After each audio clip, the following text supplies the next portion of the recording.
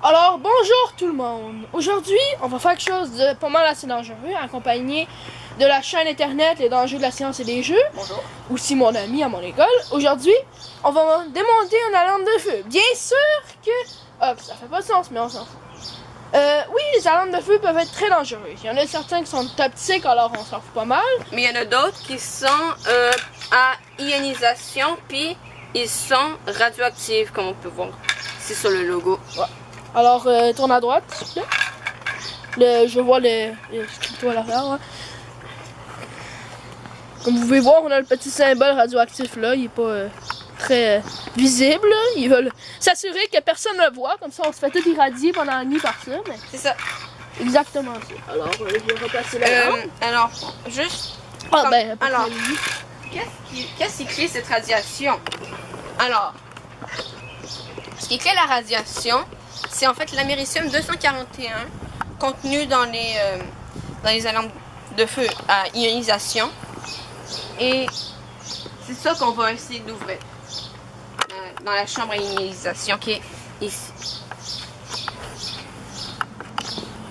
Bon, on sait pas exactement comment on va faire pour sortir l'américium, mais c'est... Ouais.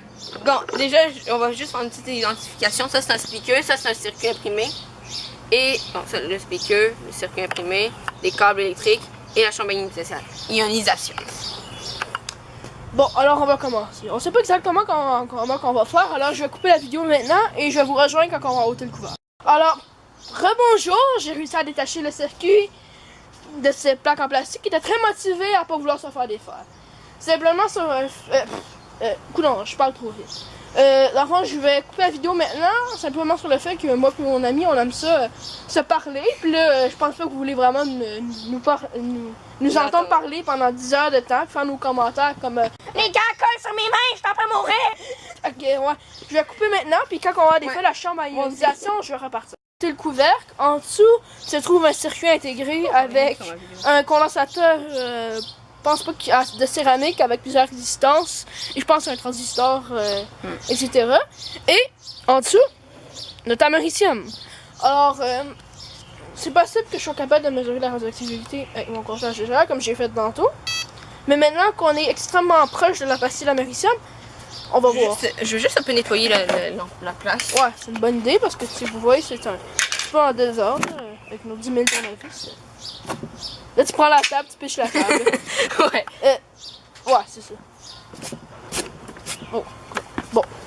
Voici notre américium. C'est là stupide qu'on a gaspillé notre table pour un petit bout de métal, mais oui, un bout de métal. Hautement radioactif. On dirait que l'américium est en réalité de ce côté-ci.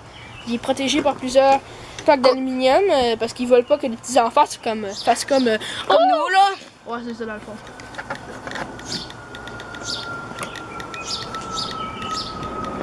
Alors, ce qu'on va faire, c'est qu'à la fin, dans 1 minute, quand on va finir de mesurer la radioactivité avec le compteur GGR, on va vous parvenir les résultats. Ouais.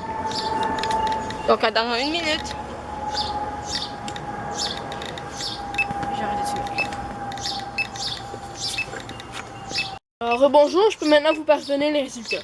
Alors, dedans les chambres à ionisation des alarmes de feu de la marque Kidé, je sais pas exactement comment eux ils le prononcent, on peut mesurer à peu près 300 CPM. Alors si on lit dessus l'étiquette, attendez une seconde.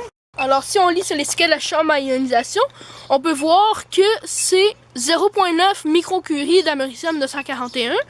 Ça veut dire que 0.9 microcurie c'est égal à 300 CPM. Ouais. CPM c'est égal à peu près à 100, à peu près à 200 ou 190 milliwinguts par heure. Alors merci d'avoir écouté tout le monde et on se revoit la prochaine fois. Je vais en avoir.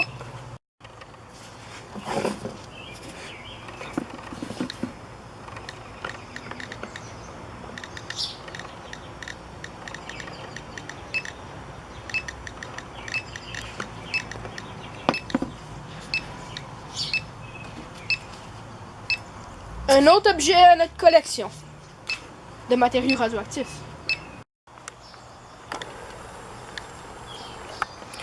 La pastille est quand même assez petite, elle est isolée avec de l'aluminium et des métaux. Alors, on peut vraiment voir qu'avec nos compteurs GGR, j'ai pu mesurer beaucoup de radioactivité venant d'ici.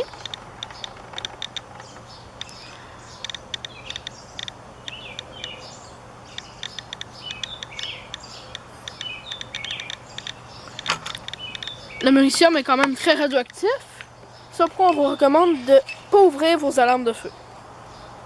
On arrive à peu près à 200 CPM, ce qui est égal à 0,9 microcurie d'américium 241. Alors, merci d'avoir écouté tout le monde. Et c'est ça.